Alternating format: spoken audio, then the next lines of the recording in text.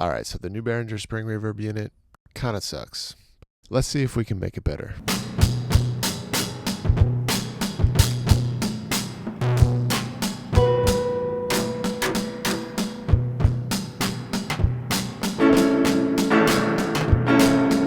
A little while back I got the new Behringer 636 Spring Reverb unit. I'm a big fan of spring reverbs. I was really excited to check this out. I really just could never figure out how to make it work. It seems like the springs might be really loose inside. Like the more energy you feed it, the more it just kind of like builds and rings and rings and rings and has a really long tail. So I thought it might be a fun project to break it open and see if I can dampen the springs myself. You'll hear in the before examples that it doesn't have that classic spring like water droplet sound. So just for reference, this is the amazing Spring Reverb on the Shure Vocal Master. To me, that's like goals of what we're trying to accomplish here.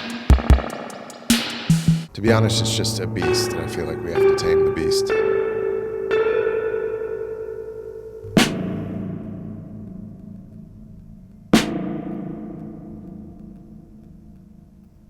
So it's pretty easy to get to the spring unit. There's just a bunch of screws on the front, and then you're looking for this little black box that houses the spring.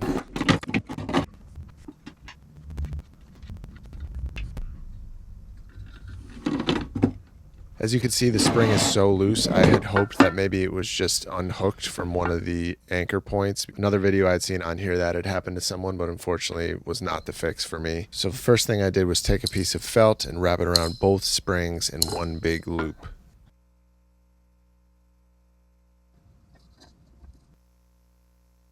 And when I got it back together, you'll see it basically had no effect.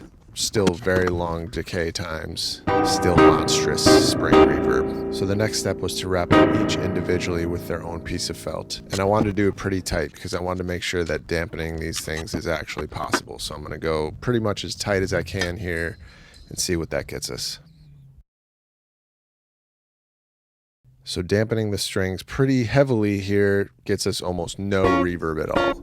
So we're going to have to dial it back a bit. I thought, why not just take one off altogether, see what just one sounds like by itself. Still pretty intense. So next I'm going to put the felt back on the spring, but keep it quite a bit looser so that the spring still has a chance to vibrate, and then the felt will hopefully dampen it down.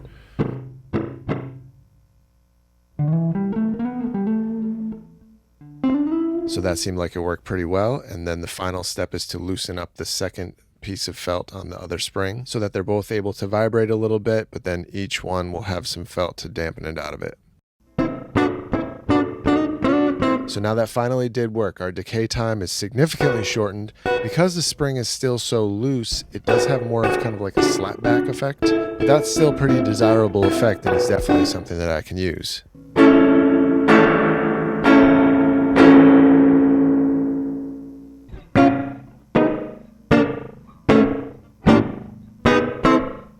As you can see, we weren't really able to match the beauty of the Shure Vocal Master, but this is still an effect that I can use.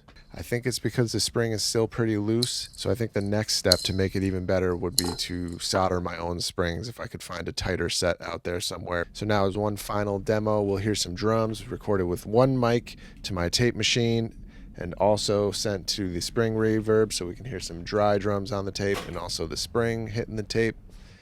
And I must say, it's pretty cool. It's my one mic setup here. It's right over the kick in Omni.